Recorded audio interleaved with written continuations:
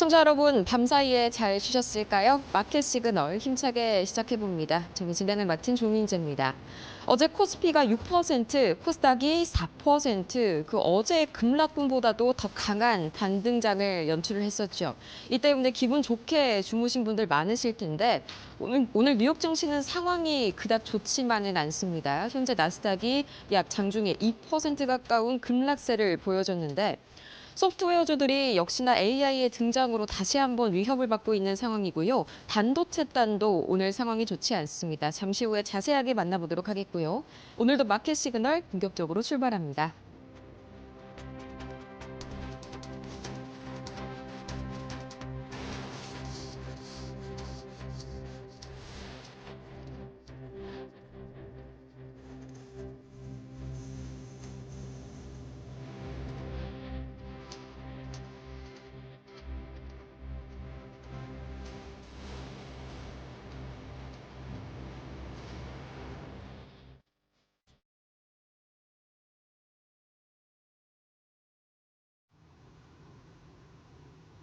네, 다시 한번 이 미국 뉴욕 증시의 전운의 긴장감이 좀 고조가 되고 있습니다. 최근 들어서 뉴욕 증시의 반등세를 이끌었던 게 바로 미국과 이란 간의 사이가 좀 진정되면서부터였죠.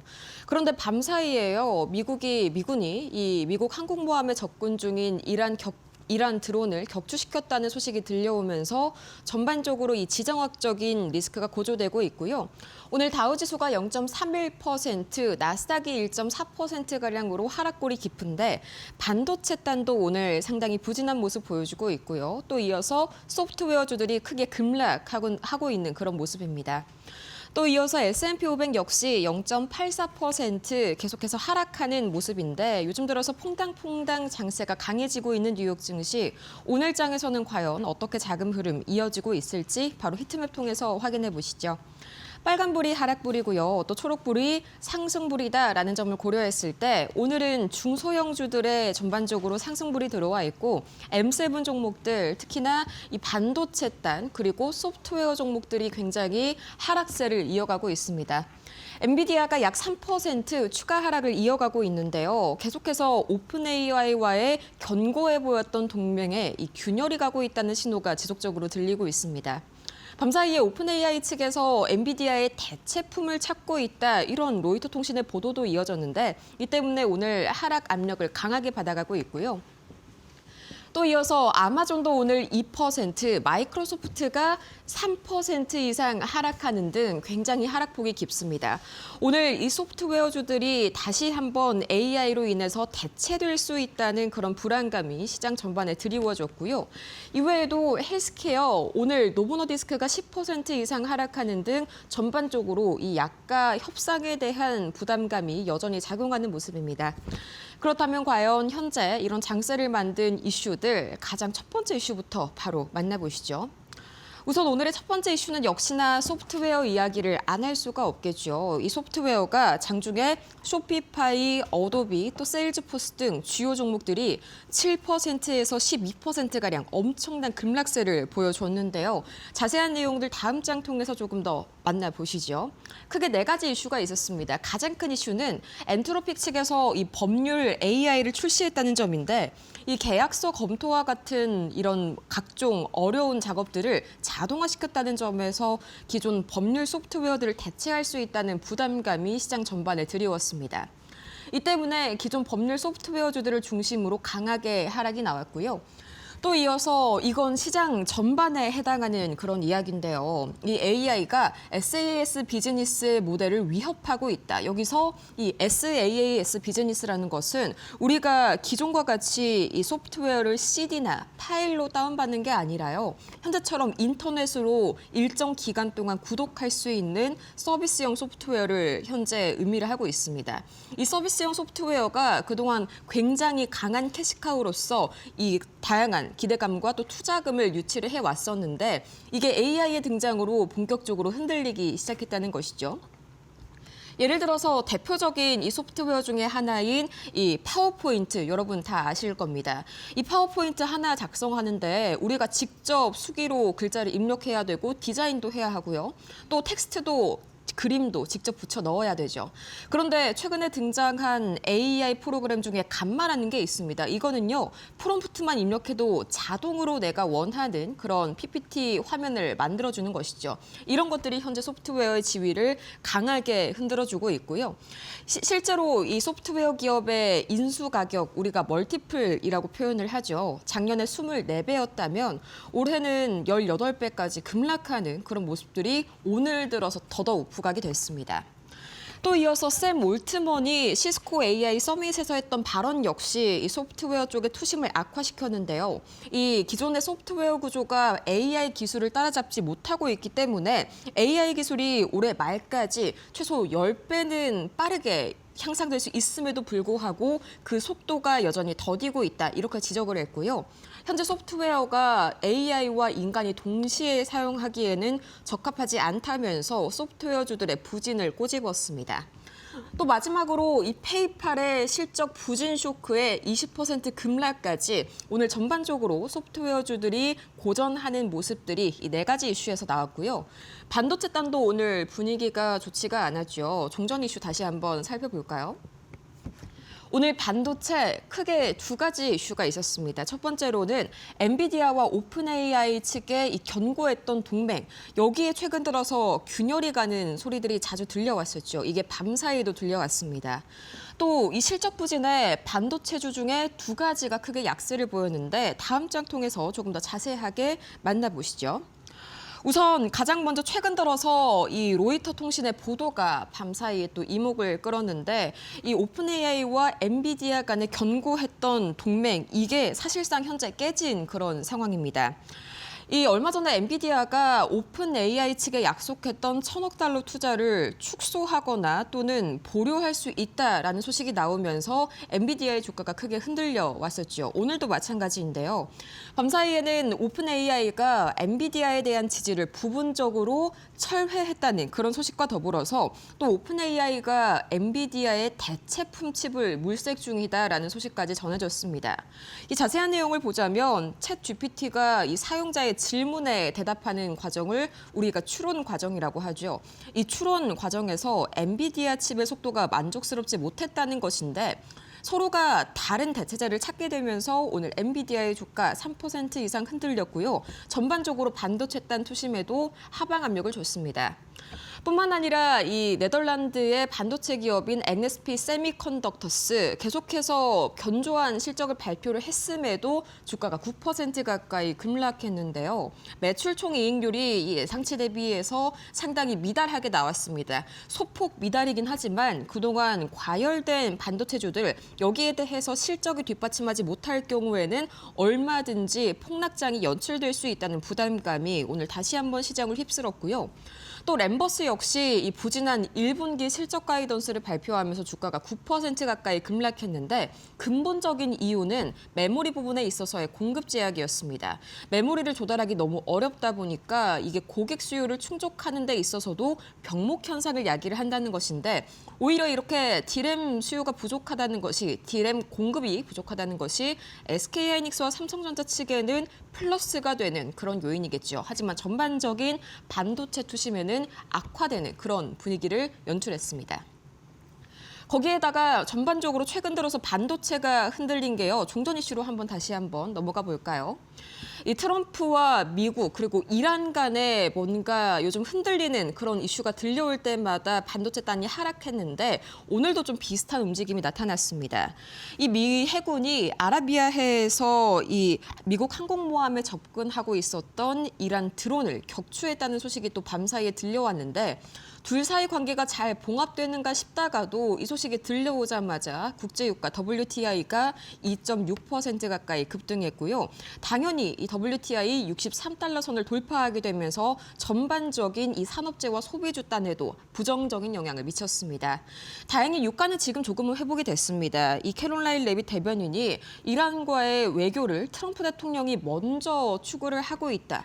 일견 좀 화해 메시지로 비춰지는 그런 메시지를 보내면서 유가는 진정됐지만 전반적인 투심은 아직까지 이 불안감 속에 회복되지 못하고 있는 모습입니다.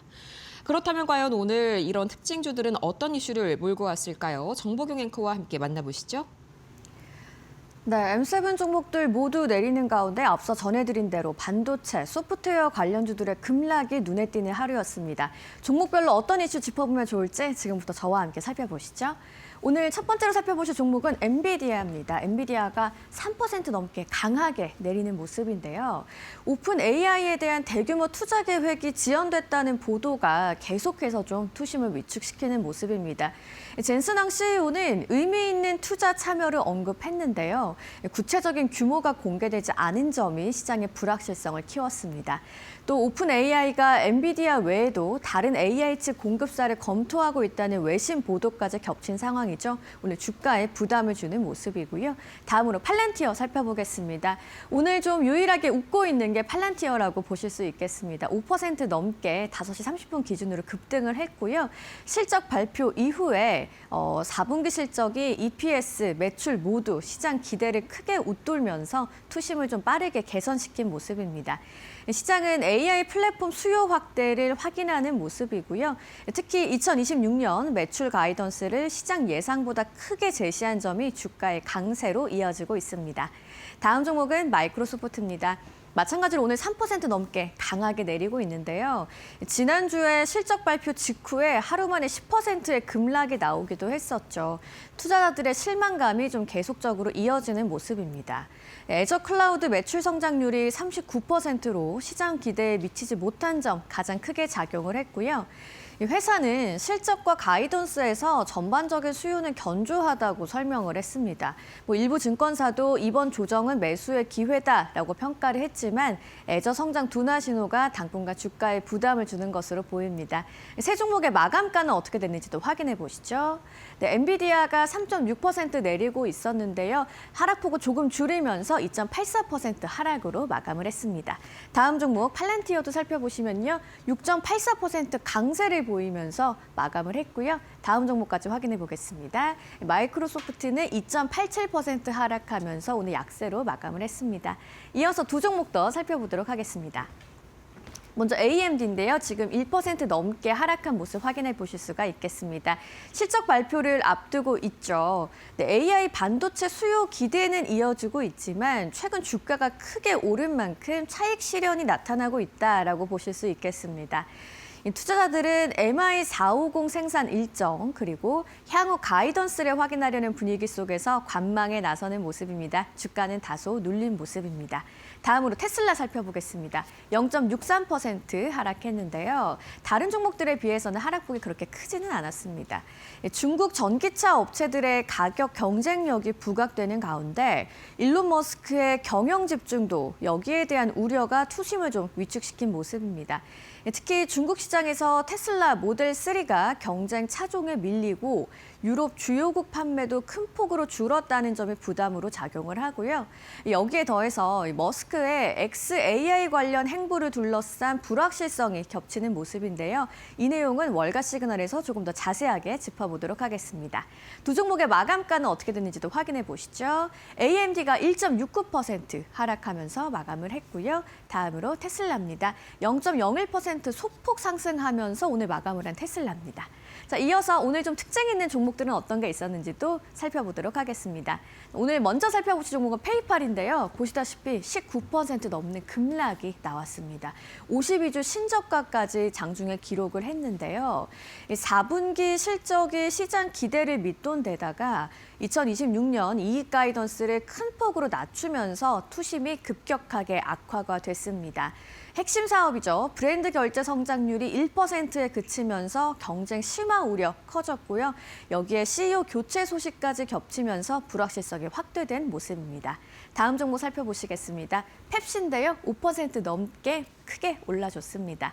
4분기 실적 발표 이후에 강세가 보이는 펩시입니다. 매출과 이익 모두 시장 기대를 웃돌면서 투심이 개선됐고요. 북미와 해외 전반에서 유기적인 매출 성장세가 이어졌습니다.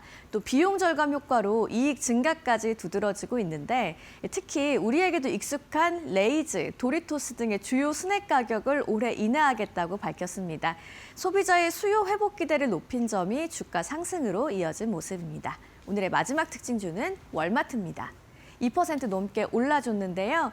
이 같은 상승세에 힘입어서 사상 처음으로 시가총액 1조 달러를 넘어섰습니다. 유통기업을 넘어서 기술 성장주로 변신하고 있는 월마트죠. 전자상거래와 디지털 광고, 월마트 플러스 회원 확대 등 고마진 사업이 빠르게 성장하면서 기대감을 키웠고요. 여기에 새로운 CEO 체제 전환과 실적 발표를 앞둔 기대까지 더해지면서 주가 강세로 이어졌습니다. 세 종목의 오늘 마감가까지 확인해 보겠습니다. 페이팔이 하락폭을 더 키웠습니다. 20%가 넘는 급락으로 오늘 하루를 마감을 했고요. 다음으로 펩시 살펴보시면 4.93% 상승하면서 강세 마감했습니다. 이어지는 마지막 종목 월마트도 2.94%, 3% 가까이 오르면서 강세로 마감을 했습니다. 지금까지 특징주 상황 짚어봤습니다.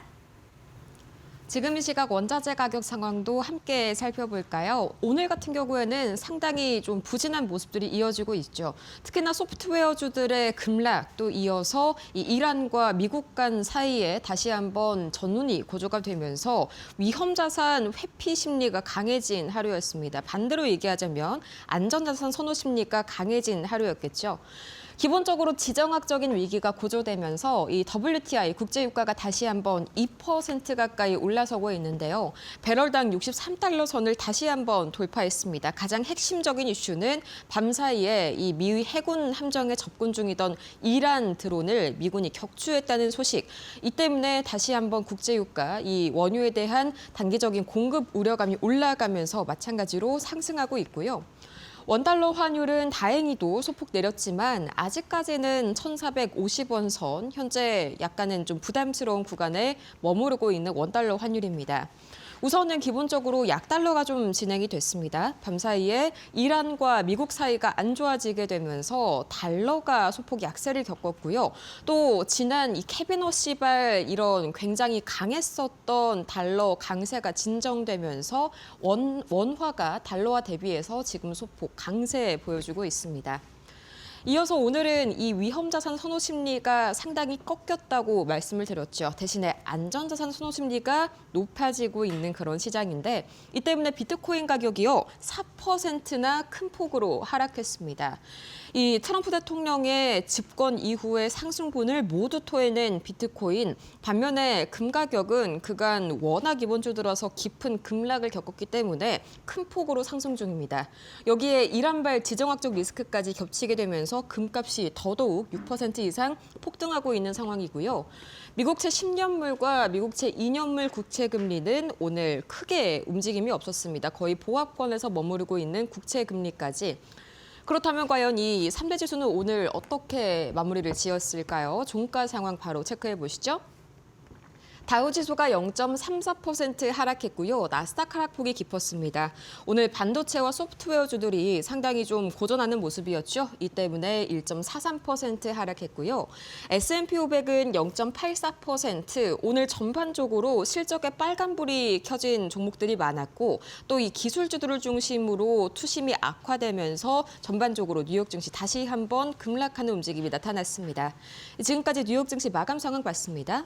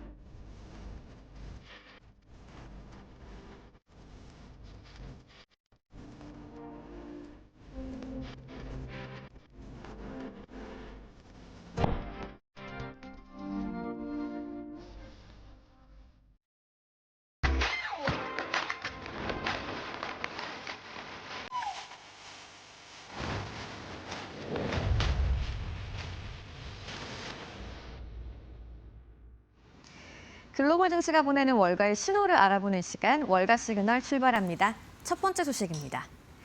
스페이스X가 인공지능 기업 xAI를 전격 인수하며 양사의 합병을 공식 발표했습니다. 일론 머스크가 스페이스X가 xAI를 인수했다며 자신이 이끄는 두 회사의 통합을 공식 발표했습니다. 합병 후 기업 가치는 약 1조 2,500억 달러, 우리 돈 1,811조 원으로 평가됩니다. 머스크는 AI 전력 수요는 지상에서 감당이 불가능하다며 우주 기반 해법을 제시했는데요. 스페이스X는 인수 이후 2, 3년 내 태양 에너지 기반 우주 데이터 센터 구축에 착수합니다. 이를 위해 정부에 최대 100만 기 인공위성 발사 허가를 신청한 상태입니다. 위성은 태양광으로 AI 연산을 수행하는 핵심 인프라 역할을 하게 됩니다. 머스크는 연간 100기가와트, 장기적으로 1테라와트 연산 능력 확보를 목표로 제시했는데요. 이번 합병은 스페이스X 기업 공개를 앞두고 xAI의 대규모 자금을 수혈하기 위한 포석으로 해석됩니다. 양사는 주식 교환 방식으로 합병되며 xAI 주주들은 주식 한 주당 스페이스X 주식 0.1433주를 받게 됩니다. 엔비디아가 삼성전자에 차세대 HBM4 공급을 앞당겨달라고 요청했습니다. AI 반도체 경쟁이 격화되면서 메모리 확보전이 본격화됐습니다. 삼성전자는 현재 HBM4 양산을 위한 최종 품질 테스트를 진행 중인데요. 엔비디아는 테스트 완료 전이라도 공급을 시작해달라고 요구한 것으로 전해졌습니다.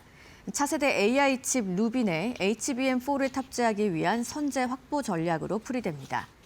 AMD와 구글 등 경쟁사들의 AI 칩 개발 속도가 빨라진 점도 배경입니다.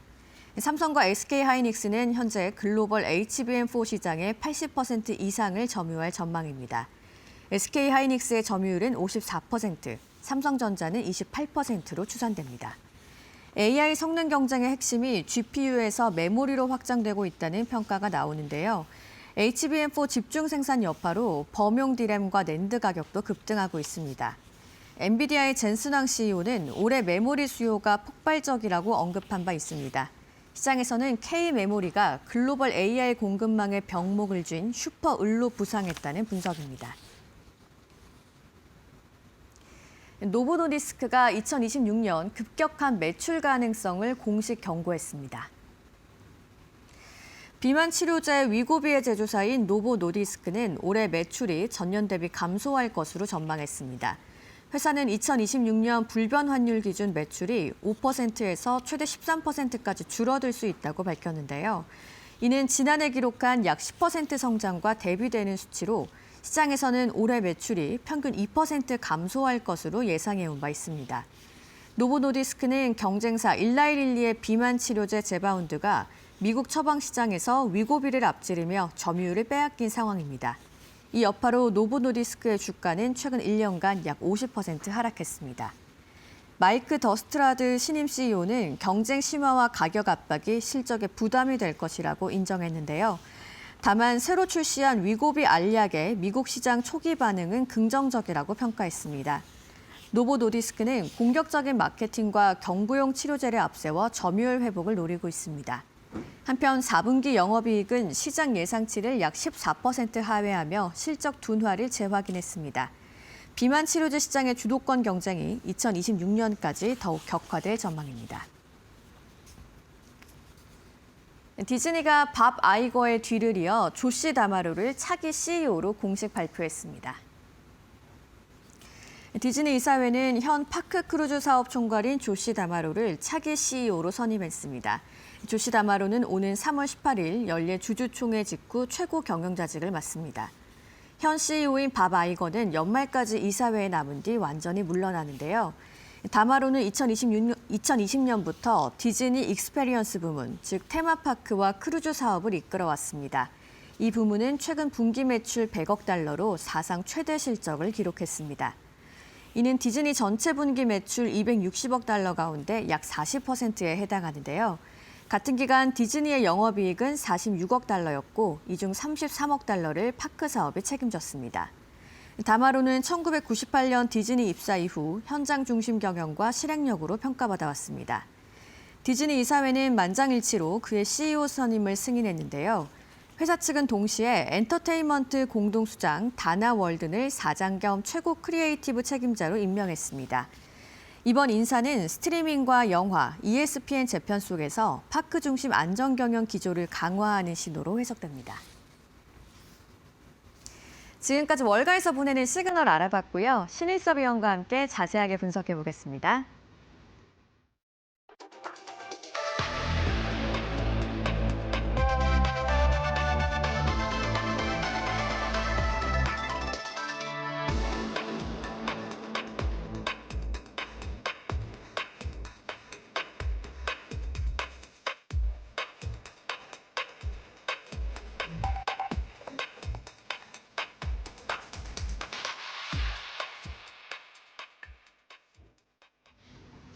네, 스페이스X의 XAI 인수 소식이 나왔습니다. 이번 주 중에 발표를 할 거라고 어제 예고를 했었는데 바로 오늘 좀 발표가 된 모습인데요.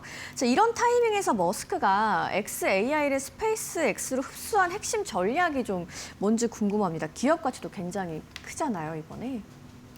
그 천재들이 그 큐브 잘하잖아요. 큐브 이렇게 예, 맞추는 거예요? 저는 그거 하다가 그냥 버려버렸거든요. 네. 한 번도 못 맞추겠어요, 도저히. 근데 그게 보통 천재들이 잘하는 게 손기술만이 좋은 게 아니라는 것이 증명이 된 거거든요. 웬사 회원이나 이런 애들이 잘하잖아요. 그렇죠. 그러니까 단순 손기술이 아닌 거예요. 지금 이 얘기를 왜 하냐면 앨런 머스크가 천재라고 불리우죠. 어렸을 때부터 게임을 만들었고 그러니까 저도 사실 좀 앨런 머스크를 과소평가하거나 아니면 앨런 머스크가 너무 뛰어나서 약간 시기의 마음이 있었던 것 같아요.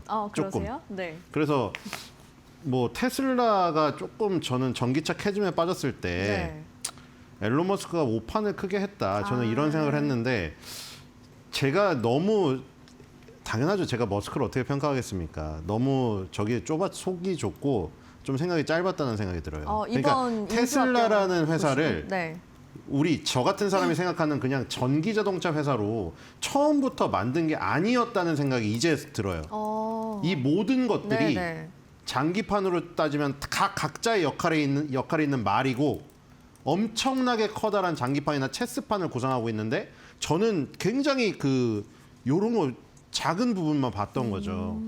그러니까 지금 우리나라 현대차도 피지컬 AI가 떨어져가지고 대박이 나고 있잖아요. 그러니까 테슬라라는 어떤 이 플랫폼, 그다음에 지금 스페이스X, 그다음에 XAI, 그다음에 뭐 엊그저께 또 뉴스 나왔는데 이제 시력을 잃어도 볼 수가 있는 그런 거를 지금 만든다고 하잖아요. 그리고 지금 뭐 장애인분들도 훈련시키고 있는 그런 회사들도 있고. 그러니까 이런 것들이 전부 유기적으로 결합되어서 뭔가 엄청나게 커다란 세계관을 구성하는 지금 상황입니다. 보니까. 왜냐면은 지금 XAI가 그록이라는 LLM을 갖고 있잖아요. 우리는 사실 여러분들도 그렇지만 챗 GPT 많이 쓰시고 제미나이 요즘에 또 많이 쓰시고 클로드도 씁니다. 근데 이제 그록 AI도 쓰긴 하는데 지금 그록 AI가 어떻게 하면 이게 더 시너지가 날 것인가.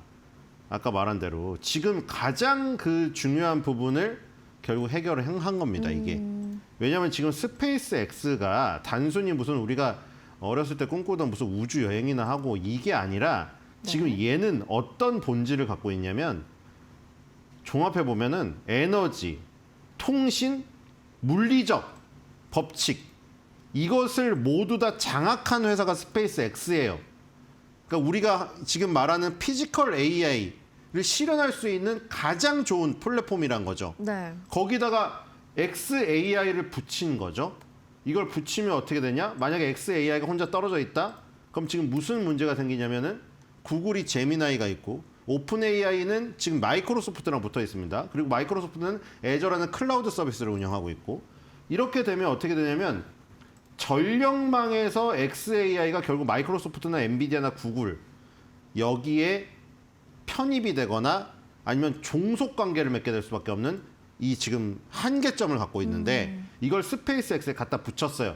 그러니까 여러분들 우리나라 삼성전자, SK하이닉스, 현대차가 지금 잘 나가고 국장이 좋은 이유는 헤게모니가 일로 넘어왔거든요. 지금 처음에 얘기 나왔던 건 뭐죠? 엔비디아 GPU의 성능이 얼마나 뛰어난데 베라 루빈이 나오면 어떻게 되고 블랙엘 다음에 루빈이 나오면 더 뛰어난다는데 이 얘기 나왔고 그걸로 구현하는 LLM에 대해서 무슨 얘기 했습니까?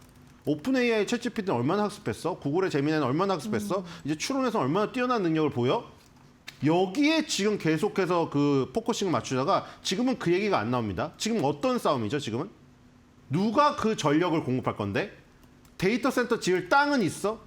데이터 센터 지을 규제는 풀어줄 국가의 어떤 그 어젠다는 설립되어 있어?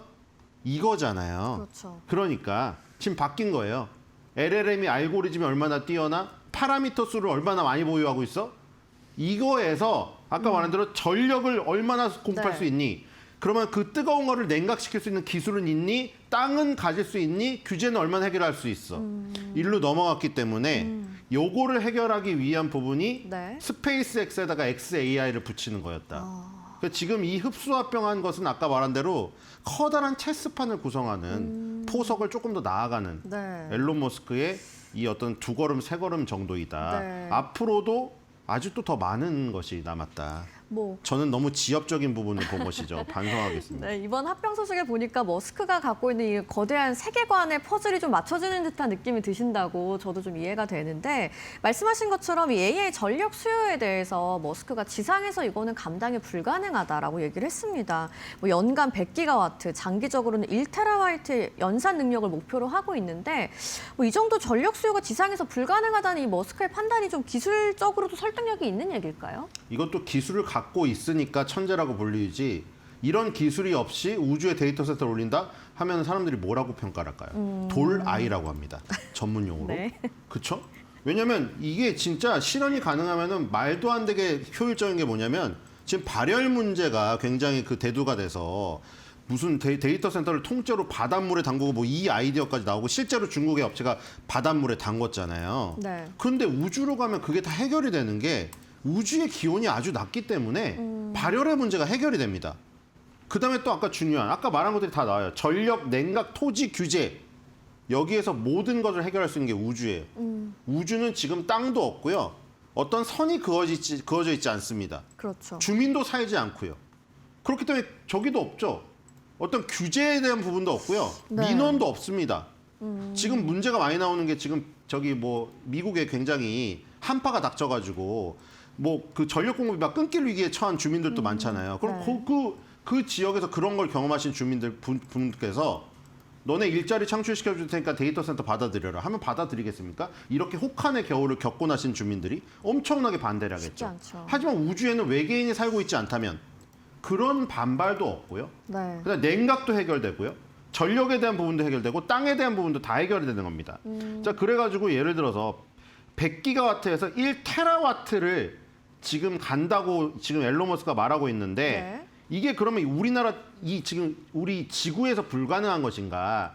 그게 아니라 질문이 잘못된 거예요. 지구에서 불가능한 게 아니고 가능한데 지금 문제는 뭐냐면 중국하고 경쟁해야 되는데 무슨 싸움이에요? 시간 싸움이죠. 속도전이란 말이에요. 이거는 지금 속도전에서 뒤지면은 막 한 발 속도전에서 뒤지잖아요. 한 100m를 미끄러져 내려가 버립니다. 그렇기 때문에 이 속도전의 의미에서는 우주가 스피드를 엄청나게 극대화해서 끌어올릴 수 있는 공간인 거죠. 근데 앨런 머스크는 이게 실현이 가능하기 때문에 이런 것을 얘기를 하더라도 돌 아이 소리를 듣지 않고 야 저거 천재다, 지니어스다 이런 얘기를 듣고 있는 것이고 실제적으로 이론적으로도 그렇게 됩니다. 네. 우리 예를 들어가지고 승인 시간이 길게 걸리면 10년에서 15년이 걸릴 수도 있답니다. 지구상에서. 네. 규제가 심한 거죠. 그래서 트럼프가 규제를 풀라 하고 있는 건데 연방정부 차원에서 이런 부분 때문에 지상에서 너무 느리다. 그럼 속도전에서 뒤처질 수 있다. 네. 이런 것이 정답이겠죠. 우주에서 그걸 해결할 수 있는 것이죠. 네, 네. 뭐 최대 100만 개 위성 발사 계획 허가를 신청했다는 소식도 저희가 전해드린 바가 있고 그 기간을 말씀하셨는데 2, 3년 내 우주 데이터 센터라고 얘기를 했거든요. 여기 규제 리스크는 좀 적지 않겠냐고 말씀을 하셨는데 현실적인 일정으로 봤을 때는 실현 가능성이 어느 정도 된다고 보고 계세요? 일단 규제는 없고요. 네. 우주로 가면. 그리고 지금 이 100만기가 100만이라는 숫자를 좋아하는 것 같아요. 앨런 머스크가. 옵티머스 로봇도 가정에 100만 대를 뿌린다고 했고 이 지금 요것도 이 데이터 센터도 100만 기를 설립한다고 했어요. 네. 그러니까 100만 기란 게 제가 보기에는 그냥 이 지금 당장 도달한다기보다는 앨런 머스크가 그런 숫자를 상징적으로 생각하는 숫자가 100만인 것 같아요. 상징적으로 이렇게 가겠다고 던져놓고 이런 어젠다를 도달하기 위해서 나는 어떻게 하겠다. 이렇게 계획을 내놓더라고요. 항상 비슷하더라고요. 그래서 이게 물리적으로 가능한가? 일단 기술적으로 지금 얘기 나오고 있는 거는 소형 실증, 이 그 데이터 센터로 위성으로 지금 수십에서 수백 기는 가능하다. 이 얘기가 나오고 있고요. 그리고 여기에서 이제 또 얘기가 나오는 게 그러면 요거를 만약에 도달이 가능하다고 하더라도 이 쓰레기를 어떻게 할 것인가. 그다음에 이제 스타링크가 저궤도 위성이라고 불리죠. 이미 촘촘히 박혀 있는 상태에서 이 스페이스X가 또 지금 이 위성을 쏘아가지고 이 선점을 하려는 것을 유럽이나 이런 부분에서 반대하지 않을 것인가. 네. 이런 얘기가 나오고 있거든요. 그래서 공교롭게도 원래 앵커님이 하나 더 주제를 올려주셨는데 그 주제랑 약간 밀접한 관련이 있지 않을까. 네네네. 지금 프랑스에서 그렇죠? XAI의 회사를 쳐들어왔다는 소식이 있거든요. 그렇죠. 근데 아무래도 이런 견제가 있지 않을까. 영국의 원앱이라는 회사가 있습니다. 우리나라 인텔리안테크와 관련된 영국의 원앱이 스타링크가 차지하고 있는 그 저궤도 위성 그 제일 좋은 부분을 차지해서 자리가 없으니까 그 위로 갔거든요. 그럼 이제 이 데이터 센터 관련해서 최대 100만 기 위성 요거 쏘아 올리는 거 그럼 나머지 또 좋은 자리도 스페이스가 다 차지해버리면 나머지 뒤처진 유럽 이런 곳들은 안 좋은 곳을 가야 되는 것이거든요. 자리가 우주라고 해서 무한대 자리가 있는 것이 아니라 좋은 자리가 있어요. 좋은 자리를 스페이스X가 다 선점해버렸기 때문에 이런 부분에서 어떻게든 견제를 하려고 왠지 목리를 부린 게 아닌가 그런 생각이 듭니다. 네, 스페이스X와 XAI 합병 소식을 전해드렸습니다. 뭐 AI 인프라, 우주 에너지 섹터 전반의 게임 체인저가 될 수 있을지 저희랑 좀 계속적으로 지켜보시도록 하겠고요. 자, 이어서 오늘 실적 발표를 한 기업이죠. 또 AMD의 이야기를 한번 살펴보도록 하겠습니다. 먼저 EPS와 매출이 다 시장 예상치를 상회하는 걸로 나왔습니다. 네, EPS가 매출이 100억 7천만 달러로 예상치인 96억 5천만 달러를 상회했고요. EPS는 1달러 52센트로 마찬가지로 시장 예상보다 높았습니다. 자, 시외가에서는 어떻게 움직이고 있는지 한번 살펴보도록 하시겠습니다. 5%가 넘게 빠지면서 현재 AMD는 좀 급락이 나오고 있다라고 볼 수 있을 것 같습니다. 자, 어닝 서프라이즈가 나온 거는 뭐 다른 기업들하고 좀 비슷한 것 같은데 AMD는 급락이 나오고 있습니다. 실적 발표 상황 어떻게 보셨어요? 이제 저 부분에서 어닝 서프라이즈가 나와도 시장에서 잘 안 먹히죠. 그러네요. 아까 말한 내용에서 네. 벌써 이제 다 내용이 나왔습니다. 이게 헤게모니가 옮겨갔거든요. 그러니까 우리나라가 유리한 것도 지금 슈퍼 을이 돼가고 있거든요. 네. 지금 그러니까 처음에는 엔비디아의 GPU, AMD의 GPU 서로 경쟁적으로 내놓으면서 네가 뛰어나니 내가 뛰어나니 그러다가 이제 누구까지 나왔어요. 구글 TPU, 아마존 트레이니엄 칩, 그다음에 마이크로소프트 마이아 칩, 자체 칩 나오고 네. 브로드컴 같은 경우는 원래 맞춤형으로 커스텀 칩 제공하고 그러니까 이런 다양한 완성된 칩의 성능에 주목을 하고 있었죠. 우리가 처음에 매그니피센트 7이 잘 나갈 때만 해도 여러분들 그렇죠? 지금 그 얘기 안 합니다. 지금 무슨 얘기하죠? 그럼 그 칩의 어떤 연산 능력이나 아이디어 내는 능력, 좋아. 근데 그 누가 뛰어난 거에서 경쟁하는 것은 이제 중요하지 않아. 뭐가 더 중요해? 그럼 걔네가 생각했던 정보들을 어디다 저장할 건데? 저장 장치가 있어? 너네 그렇게 많이 열심히 그렇게 뛰어난 성능이 있다는데 뛰어난 성능으로 생각한 이 아이디어나 이 정보들 어디다 저장할 건데? 저장 장치가 없는데 이 세상에? 부족한데? 그러니까 삼성전자, SK하이닉스, 마이크론 테크놀로지로 넘어간 거예요, 지금. 헤게모니가. 그게 퍼져서 낸드 플래시는 샌디스크까지 간 거고. 샌디스크는 네. 또 올랐죠, 오늘. 그러니까 지금 AMD, 뭐 인텔, 지금 엔비디아, 그다음에 아까 전에 말했던 그 무슨 클라우드 3사들, 자체 칩 만드는 회사들까지 해서 네오클라우드 데이터 센터 회사, 코어이브 같은 회사까지 다 해서 지금은 데이터 센터의 성능이라던가 칩의 성능을 따지는 이 부분에서 이미 요 주제가 넘어간 거예요. 그걸 받쳐줄 전력은 있니? 그걸 정보를 늘 저장 장치 부족하지 않아? 여기로 넘어가 버렸기 때문에 지금 엔비디아, AMD가 어닝 서프라이즈가 나와도 계속 시외에 빠지거나 네. 아니면은 거기서 무슨 중국 데이터 센터에 우려가 있는데 하면서 콕 집어가지고 아픈 부분을 끄집어내서 일부러 떨어뜨리는 이런 것들이 자주 포착이 되고 있죠. 네. 그러니까 제가 주인공의 얼굴이 바뀌었다고 했던 그 얘기랑 지금 일맥상통하는 얘기예요.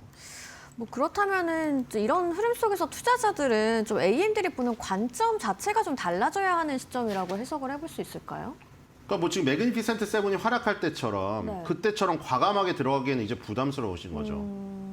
왜냐하면 지금 이미 주인공이 얼굴이 바뀌어 있고 지금 뜨거운 애들은 따로 있고 이미 그 을에 그러니까 밸류 체인으로 따지면 을인데 예전에 ASML을 우리가 슈퍼 을이라고 불리지 않았습니까? 네. 그런 현상들이 나타나고 있죠. TSMC도 사실 굉장히 핵심적인 회사지만 밸류 체인으로 따지면 을이죠. 엔비디아의 GPU가 GPU를 맡겨줘야 일을 하는. 근데 지금은 그게 아니라 엔비디아 GPU 성능 좋게 설계했어? 그럼 너 설계한 거 생산할 때는 있니? 생산할 공장은 부족하지 않아? 거기로 초점이 가버린 거예요. 네. 그러니까 AMD도 마찬가지죠. AMD도 야 우리도 엔비디아에 못지않아. 오히려 엔비디아를 넘어서는 리사수 언니가 나와서 말하잖아요. 우리는 엔비디아의 칩보다 성능이 훨씬 더 뛰어난 성능 칩을 내놨다. 실적도 이렇게 좋아. 근데 이제 의문 부호를 내놓는 거죠. TSMC의 그 생산할 라인은 잡아놨니? 아니면 AMD 같이 그 칩으로 정보를 학습해가지고 추론해가지고 다만월 저장 장치 삼성전자 SK하이닉스한테는 확보를 해놨어?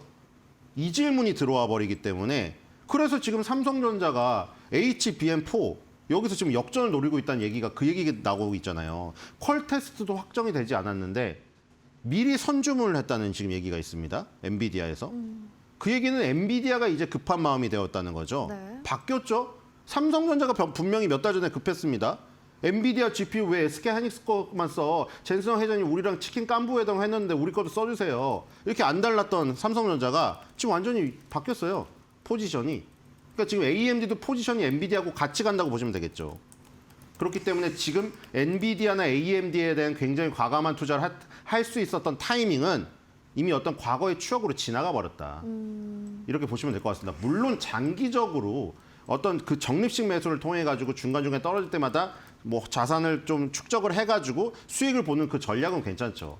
근데 제가 말씀드린 거는 매그니피센트 세븐이 정말 매력적이고 섹시할 때만큼 그때보다는 섹시함도 떨어지고 매력이 지금 떨어졌다는 것이죠. 그럼 이제 우리 기대 수익률이 낮아지게 되겠죠. 네, 알겠습니다. 저희가 이제 AMD의 실적은 뭐 어닝 서프라이즈가 나왔지만 시간의 주가는 좀 조정 흐름을 받고 있다라고 정리를 해볼 수 있을 것 같고요. 방금 또 언급을 해주셔서 저희가 좀 자연스럽게 두 번째 주제로 한번 넘어가 보도록 하겠습니다. 자, 엔비디아가 삼성전자 HBM4 조기 공급을 요청했다는 뉴스를 저희가 전해드렸었는데 이게 품질 테스트도 끝나기 전에 달라고 했어요. 이게 좀 단순히 급해서인지 아니면 아무래도 좀 경쟁사를 견제하기 위한 그런 방법인지 좀 궁금한데요. 지금 경쟁사를 그거 할 여유도 없는 것 같아요. 여유도 엔비디아는. 없어요. 네. 지금 아까 말씀드린 대로 AI가 추론 시장으로 넘어가고 피지컬 네. AI가 도입이 되면서 지금 시장이 굉장히 빨리 변하고 있거든요. 그렇죠. 엔비디아 GPU가 막 떵떵거리던 시대는 지났어요, 지금. 오히려 자체 칩을 개발해서 자체적으로 활용을 하던 이 업체들이 외부로 판매할 그 위험. 물론 그런 얘기는 많이 있어요. 쿠다 생태계가 워낙에 튼튼하기 때문에 네. 그 개발자들이 쿠다의 그 개발 도구를 포기하고 다른 칩으로 갈 리가 없다. 왜냐하면 그게 효율이 떨어지기 때문에 그런 얘기도 있지만 분명히 이렇게 여론이 이런 얘기가 나온다는 거는 몇 달 전에 그런 얘기조차 나오지 않을 때랑은 차이가 있다는 거죠. 그리고 삼성전자의 지금 위치를 잘 생각해 보세요. 몇 달 전만 해도 아까 얘기를 했지만 다시 상기를 해보세요. SK 하이닉스가 시장을 선점해서 아니 도대체 삼성전자는 HBM 시장을 그동안 뭐 했어? 처음에 몇 년 전만 해도 HBM을 먼저 해놓고 왜 이 시장을 못 봤어? 엄청 비난받고 그쵸? 그 부서도 막 축소시키거나 뭐 부서에 사람들이 갈아치워지고 이랬잖아요. 과연 삼성전자의 미래는 어쩔 것인가? 근데 지금 보세요. 퀄 테스트도 되지도 않았는데 지금 HBM을 저기를 요청을 했다고요? 그 정도로 부족하다는 거거든요. 그러니까 지금은 뭐냐면 저장 장치가 부족한 거예요. 얼마나 부족하면 샌디스크까지 갔겠어요. 여러분은 원래 D램, 낸드 플래시가 있을 때 D램이 조금 더 주인공이고 낸드 플래시는 약간 조연이에요. 근데 지금 휘발성 메모리인 D램이 부족하니까 비휘발성 메모리인 이 낸드 플래시까지 끌어와가지고 하여튼 저장할 수 있는 저장 장치는 그러니까 우리가 CPU, GPU는 연산을 하는 두뇌 역할을 하는 거잖아요. 그 두뇌의 역할을 하는데 이 두뇌에 있는 정보를 저장할 창고가 부족한 거예요. 이제 창고가. 그러다 보니까 창고가 SK 하이닉스 마이크론 테크놀로지 말고도 삼성전자 것도 필요하니까 일단 요청하는 거예요. 일단. 저걸 선점하지 않으면 만약에 삼성전자가 퀄 테스트를 통과시킬 때까지 기다렸다가 엔비디아가 가지려고 할 때 아까 앵커님이 우려하셨던 그 부분 있죠. 삼성전자가 이런 거죠. 이제 의뢰 입장에서 슈퍼을이 됐으니까. 아, 미안한데 우리 지금 구글하고 이미 선점이 되어 있는 그 저기가 있다. 캐파가. 엔비디아 물론 젠슨왕 회장님하고 깜보회장 했지만 구글하고도 먼저 했던 이 계약을 파기할 수 없다. 이렇게 나가버리면은 네. 엔비디아는 그만큼 이 정보를 축적할 메모리를 구할 또 여력이 지금 떨어집니다. 그럼 또 비싼 돈을 주고 또 웃돈을 주고 사야 되고 그렇기 때문에 얼마나 엔비디아가 지금 급해졌는가를 저기서 볼 수가 있는 것이고 또 그 얘기도 나오잖아요. 지금 오픈 AI가 야 우리가 지금 이 구글의 제미나이에 비해서 뒤지는 게 엔비디아의 GPU의 성능의 문제가 아니야? 막 이런 얘기까지 나오고 있잖아요. 그러니까 이게 원래 몇 달 전에 나오지가 않았어요. 그렇죠. 좋은 얘기만 나왔지 감히 엔비디아 젠슨왕 회장의 어떤 행보에 대해서 무슨 태클 걸고 이런 게 없었는데 요즘 뉴스를 보시면 태클이 굉장히 많이 걸리고 있습니다, 여러분들. 그러니까 이게 달라진 거죠, 벌써. 알겠습니다. 좀 엔비디아의 다급함이 좀 어느 정도 느껴지고 있는데 뭐 K 메모리가 글로벌 AI 공급망에 병목을 쥐고 있는 상황입니다. 이런 조기 공급 요청 삼성전자에게 기회가 될지 리스크가 될지 좀 지켜봐야겠습니다. 지금까지 신일섭 위원과 함께했습니다. 좋은 말씀 고맙습니다.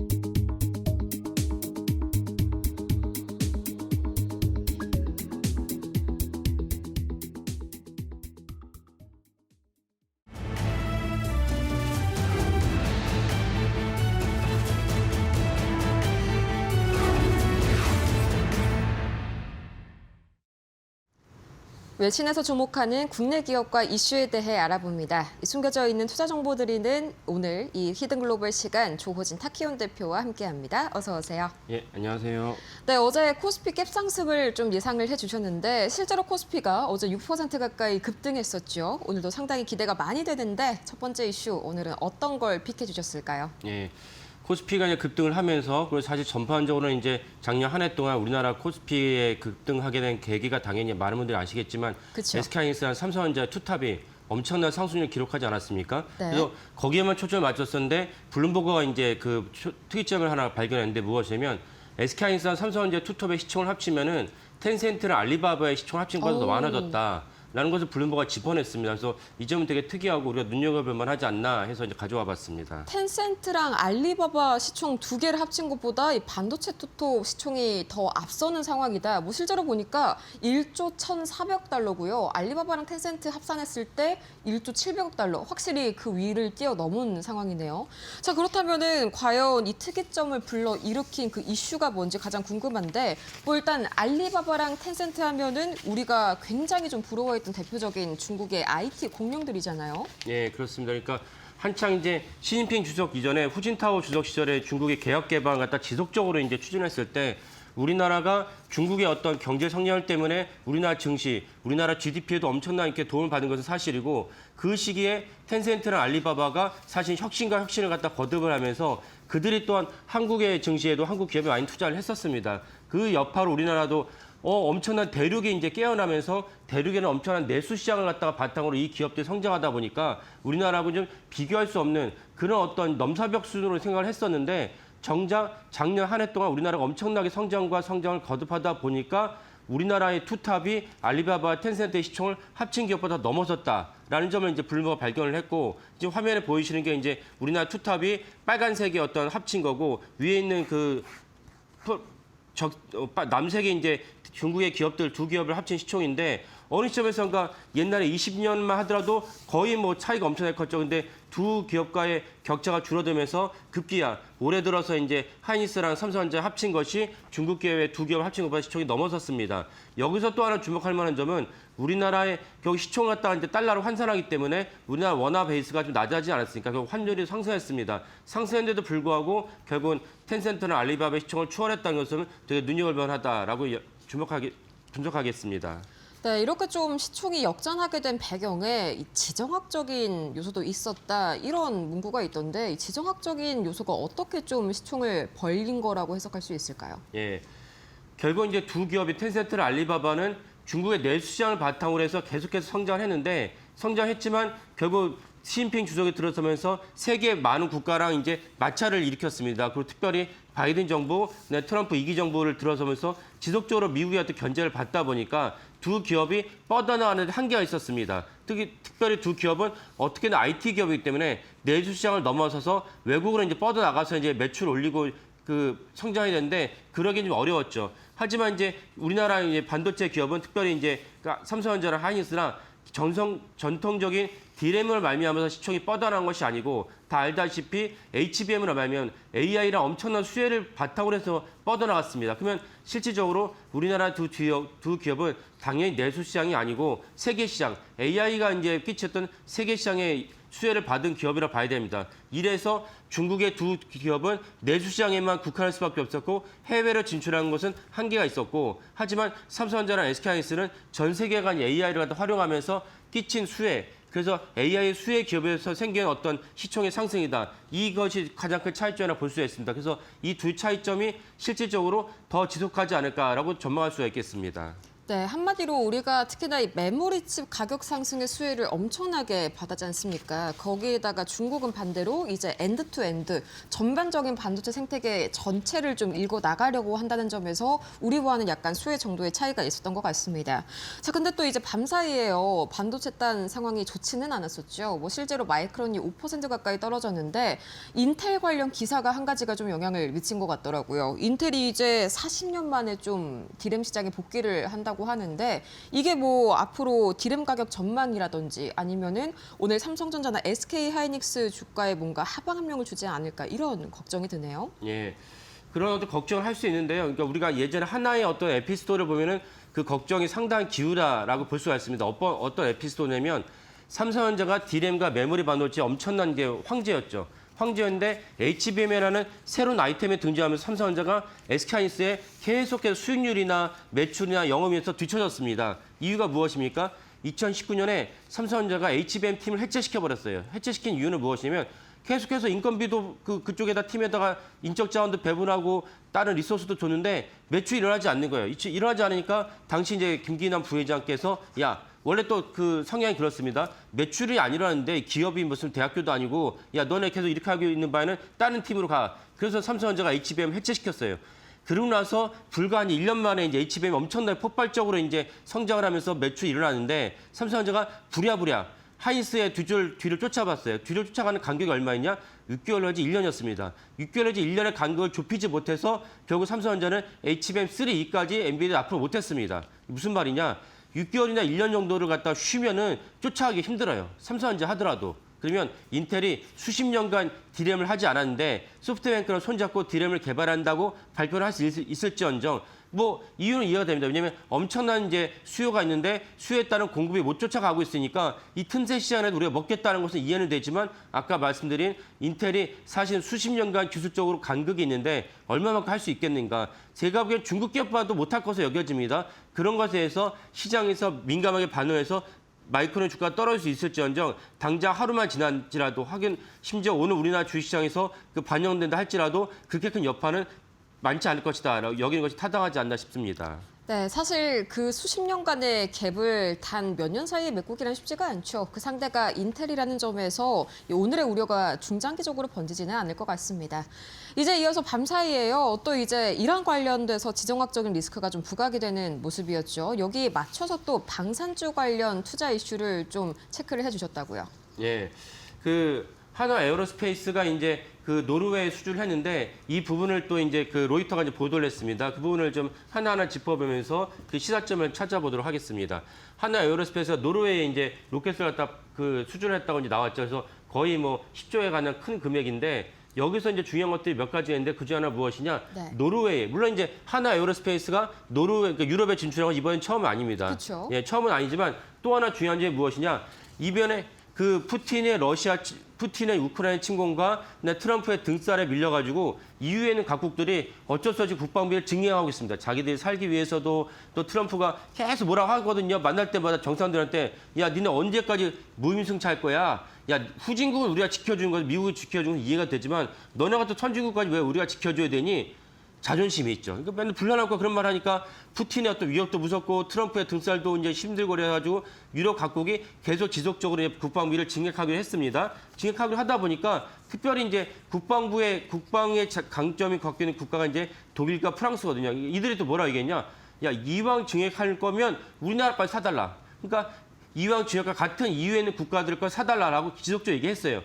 근데 그럼에도 불구하고 노르웨이가 하나 에어로스페이스의 무기를 갖다 선점했다는 것이 자기의 중요한 시사점이다라고 볼 수가 있겠습니다. 네, 자세한 내용을 좀 보시면요. 이제 우리의 굉장히 익숙한 이름이죠. 천무 다연장 로켓 발사체 이제 16기. 거기에다가 로켓 공급은 이제 몇 기인지는 정확하게 밝혀지지가 않았고요. 총 규모가 9억 2,200만 달러. 전체 사업은 거의 뭐 20억 달러. 굉장히 무시할 수 없는 규모의 사업인데요. 원래 당초 노르웨이는 좀 미국의 하이마스를 먼저 선택을 하려고 했다고요. 그런데 선회를 한 이유가 뭘까요? 예.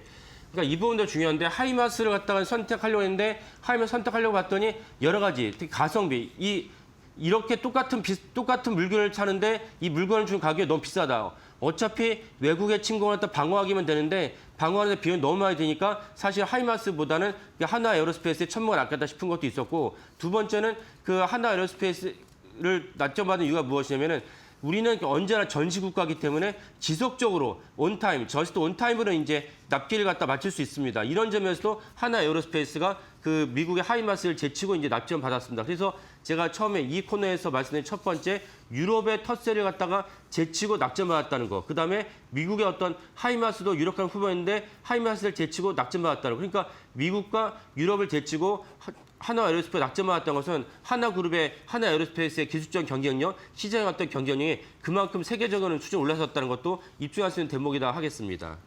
네, 그런데 이렇게 유럽이요, 이 푸틴의 위협 그리고 트럼프의 등살에 못 이겨서 좀 국방비를 증액을 하고 있는데 최근 들어서는 이 자국 집단 내에서도 상당히 좀 눈치를 보고 있는 상황이라고요. 같은 유럽산 무기를 좀 구매를 해라 이런 협박들이 이어지고 있다는데 그 와중에서도 우리를 선택한 거네요. 예, 그렇죠. 그래서 그 점에 있어서는 향후 추가로 유럽에 있는 여러 국가들이 증액을 하면서 우리나라 이제 국방비에 조달을 할 수 있는 비딩을 할 수 있는 가능성이 높은데 이런 점에서 이번에 노르웨이 수준은 되게 의미가 크다 하겠습니다. 그래서 예를 들면 다른 뭐 스웨덴이라든지 결국은 러시아와 경제상에 맞붙어 있는 국가들 입장에서 불안하거든요. 아니 이 대명청제 21세기에 푸틴이 말로만 할 줄 알았지 언제 우크라이나를 침공할 줄 알았겠습니까? 근데도 불구하고 막상 침공해서 엄청난 수십만 명이 죽었습니다. 수십만 명이 죽었고 우크라이나는 완전히 그냥 경제가 망가졌죠. 이런 어떤 위기감이 러시아랑 경계를 맡고 있는 동유럽 국가들 입장에서는 한결같이 노르웨이는 동유럽이 아닌데도 불구하고 러시아랑 인접해 있기 때문에 그 국방비를 증액하면서 무기를 갖다 추가로 그 배치를 하기로 했습니다. 이런 점에 있어서는 노르웨이의 스웨덴도 역시 동일하게 그 우리나라 한나를 비롯한 우리나라 방산 업종이 방산 그 기업들이 수주가 가능성이 높아졌다라고 볼 수가 있겠습니다. 거기에다가 또 요즘에 이번 주였죠. 트럼프 대통령이 이제 인도 모디 총리와 통화를 한 뒤에 상당 부분 관세를 많이 낮추면서 두 국가가 합의를 하게 됐는데 이것도 이제 단기적으로 방산업종의 수익률에 영향을 미쳤다고요. 예. 그래서 제가 어떤 우리나라 그 외신에서 우리나라에게 보도를 보니까 트럼프 대통령이 인도에 대한 게 관세를 50%였거든요. 그쵸. 근데 갑자기 15% 날렸으니까 그리고 정작 우리한테는 비슷한 시기였습니다. 야, 니네 우리나라에게 수입하기로 했던 물건도 왜 안 주기로 한 거야? 여기에 대해서 문제를 삼면서 갑자기 또 관세를 높이겠다 그러니까 부랴부랴 김정관 장관이 미국에 이제 달려가기도 했습니다. 그래서 우리나라가 이런 것을 보면서 우리나라 언론 중에서 일부가 도대체 종잡을 수 없는 트럼프. 또 인도는 갑자기 관세 낮추면서 우리한테는 왜 돈을 내놓아 관세 높이겠다고 하느냐? 종잡을 수 없다고 했는데 그것이 아닙니다. 트럼프 대통령이 인도 관세를 낮춘 것은 결정적인 이유가 있는데 무엇이냐면 트럼프 대통령이 지속적으로 요구했던 것이 무엇이냐면 인도가 러시아 원유를 수입하지 마라. 러시아 원유 수입하는 바람에 푸틴이 서방 제재를 있음에도 불구하고 경제가 괜찮다고 여기니까 종전을 하지 않으려고 하잖아. 이런 맥락이 있었습니다. 그래서 푸틴의 어떤 원유를 갖다가 수입하지 않기로 모디 총리가 수용을 했기 때문에 그 대신 딴 데서 어디를 수입했는데 어디서 수입하느냐?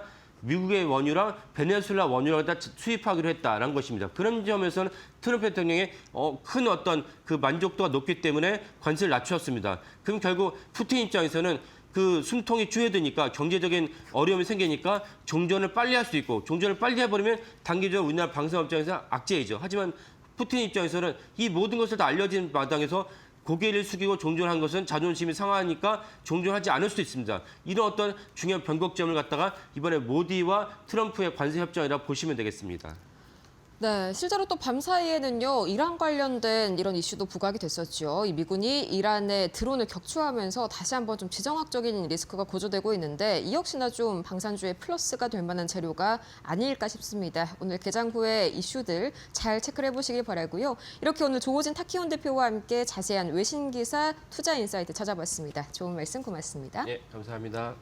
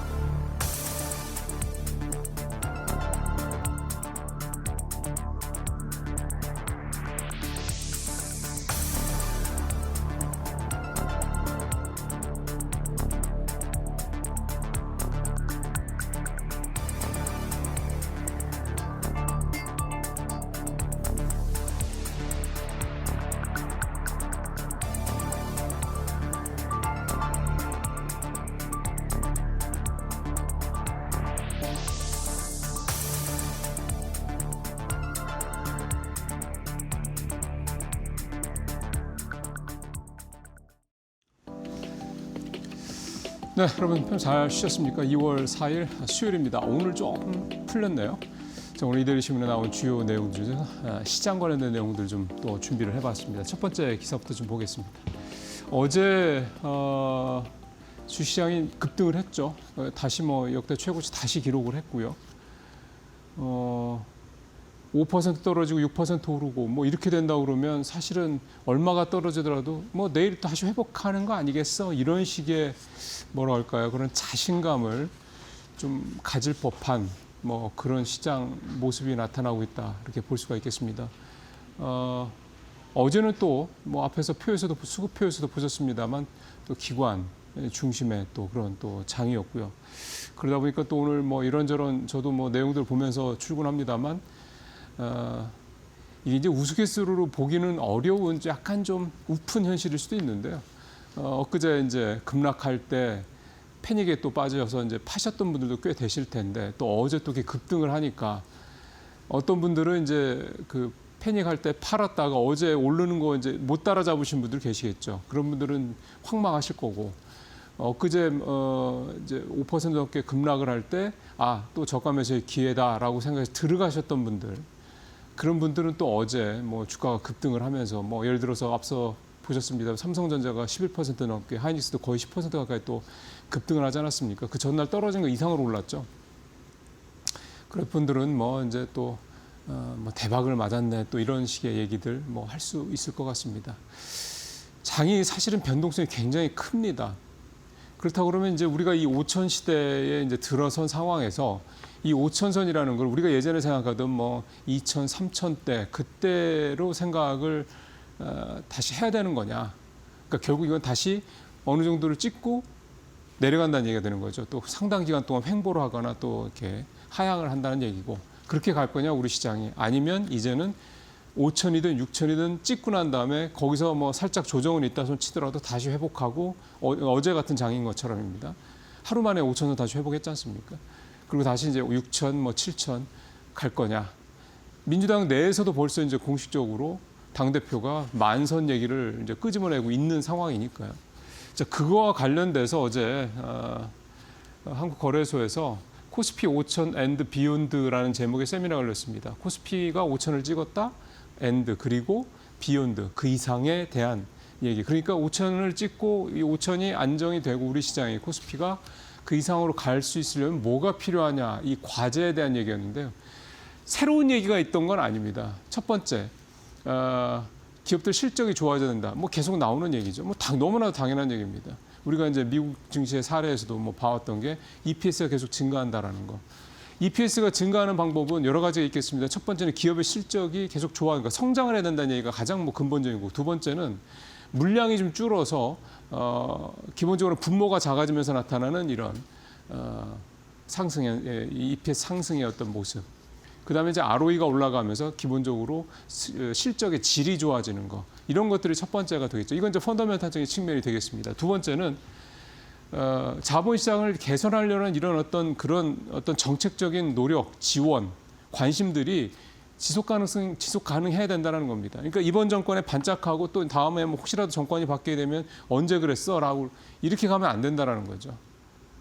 우리가 작년에 외국인들 투자들 모습에서 봤던 것처럼 외국인 투자들이 재작년에 그러니까 2024년에 우리 밸류업 정책 펼칠 때 긴가민가 하다가 처음에 막 사다가 일본처럼 가나보다 하다가 바뀌니까 뭐 엄청나게 팔았죠. 그러다가 이제 작년에도 바로 안 사고 좀 보다가 9월, 10월부터 이제 사기 시작해서 또 한 4개월 또 급등을 해서 그때 4천 넘었고 뭐 이번에 이제 5천 넘은 거는 사실 기관의 힘이긴 합니다만은 이게 이제 계속 돼야 된다는 거죠. 지금 5천의 의미를 높게 평가하는 분들은 이렇게 얘기합니다.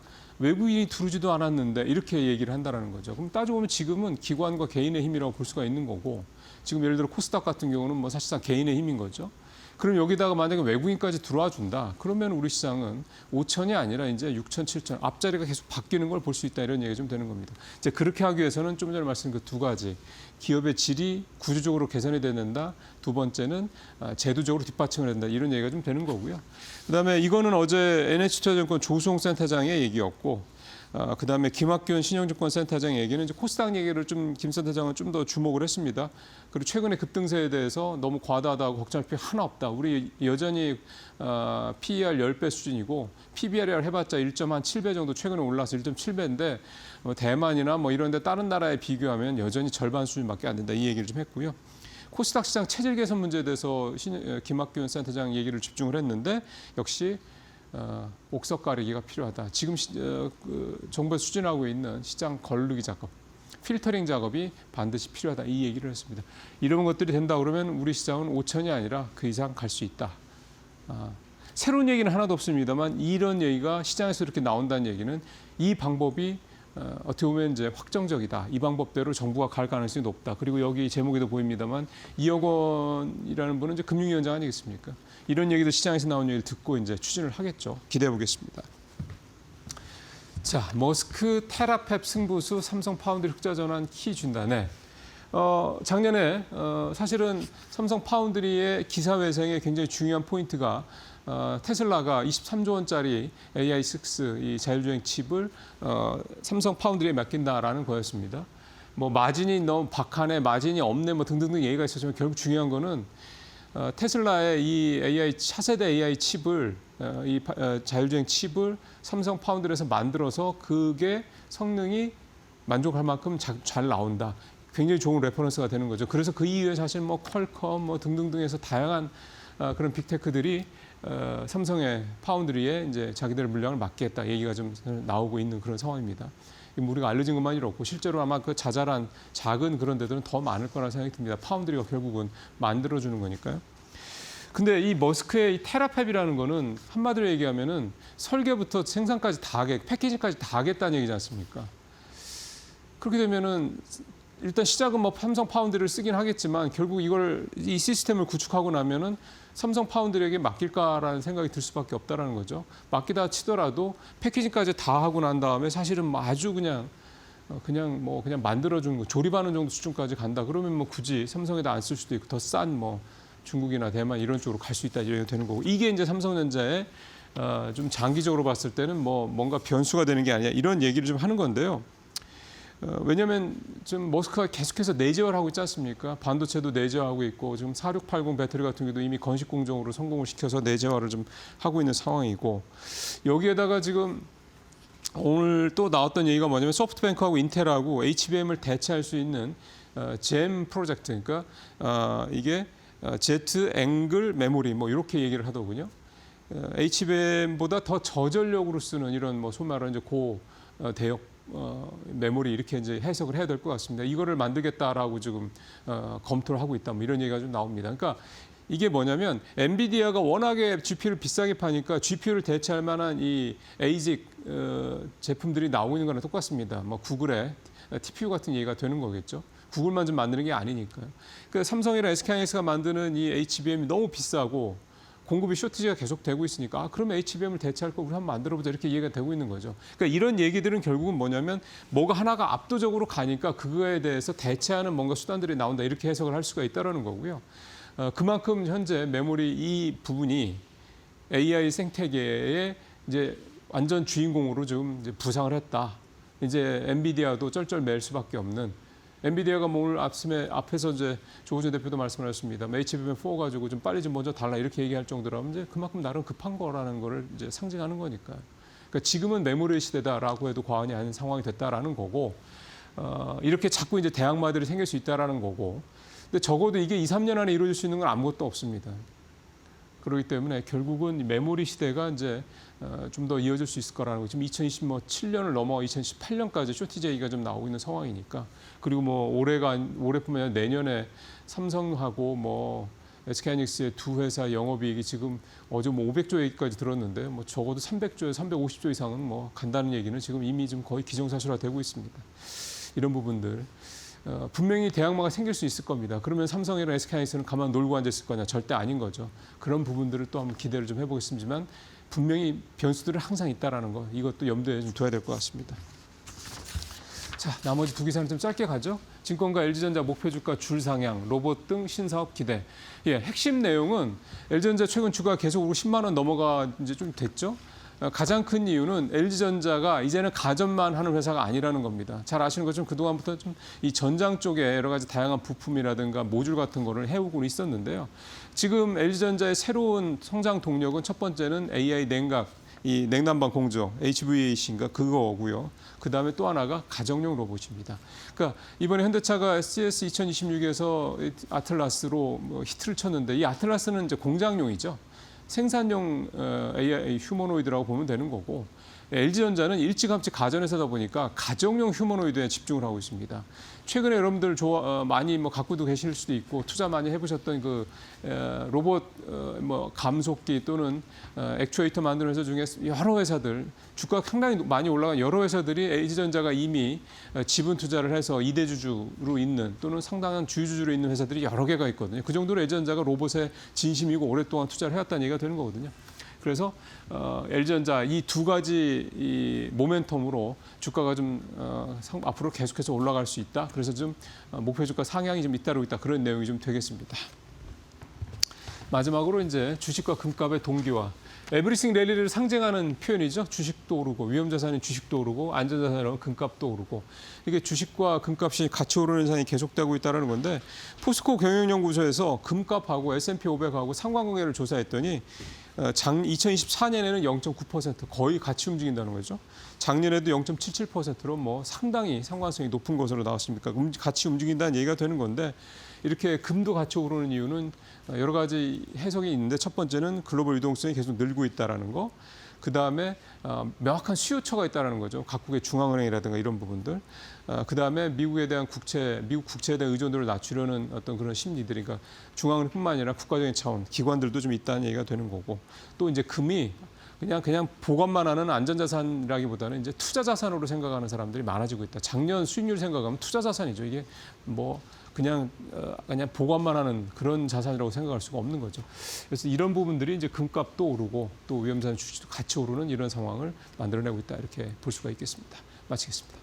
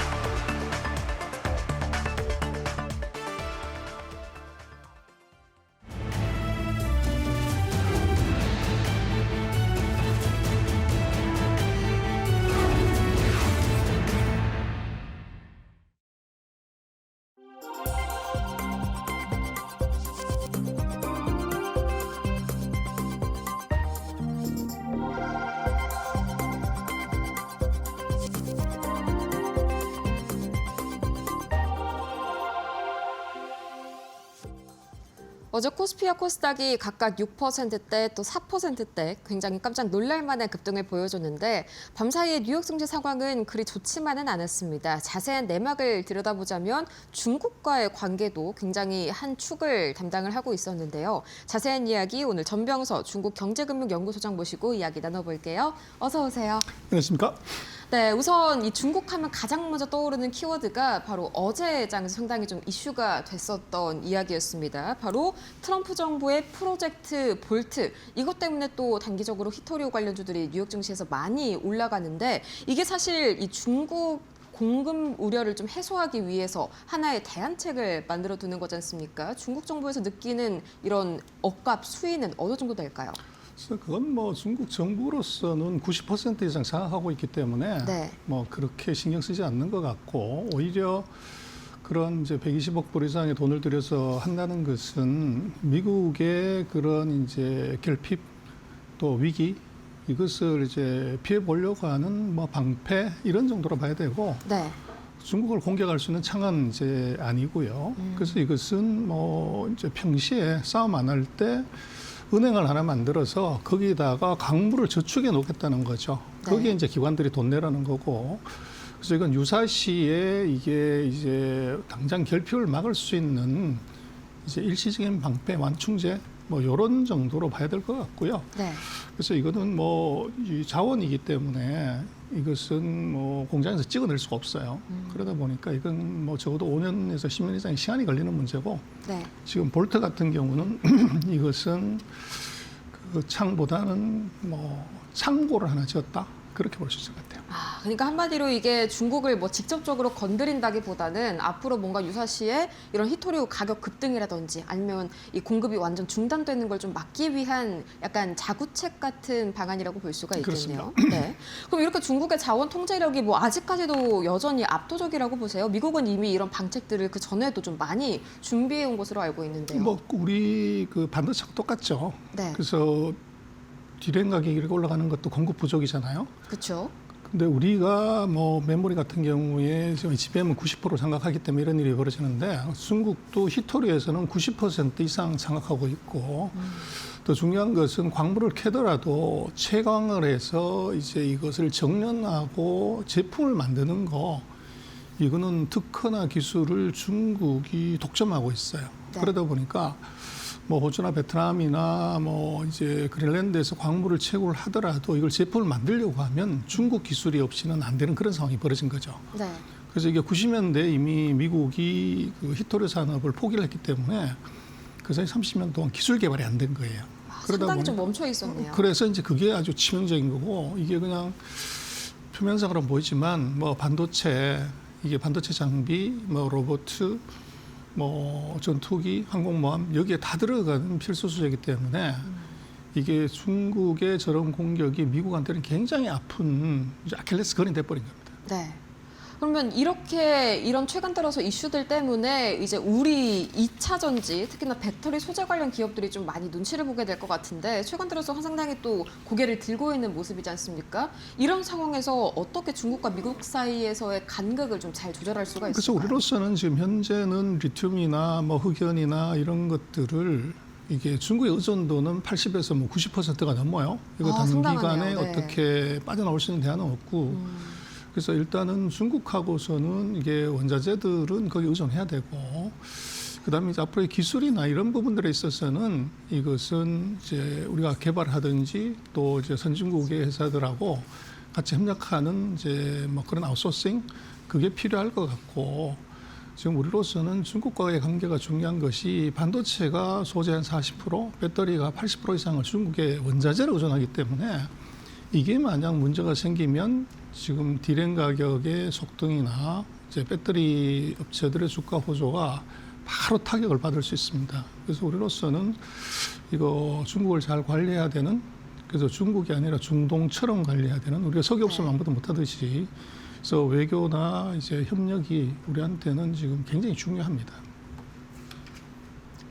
네, 좋습니다. 그러면은 뭐 단기적으로 봤을 때 중국 측에는요, 뭐 제2 요소수 사태와 같은 좀 심각한 자원 전쟁으로 비화될 가능성은 지금 현재로서는 좀 낮다고 보실까요? 없습니다. 아. 그래서 요소수는 이거는 이제 뭐 내부적인 요인이 있었고 그때 한중 관계 별로 좋지 않은 상황인데 그렇죠. 지금은 뭐 한중 관계가 중국 입장에서도 한국을 이제 좀 끌어들이려고 하는 게 있고 특히 중일 전쟁이 벌어졌기 때문에 이게 한국이 이제 중국 편에 있어서는 뭐 굉장히 자기 편으로 끌어들일 필요성이 있기 때문에 네.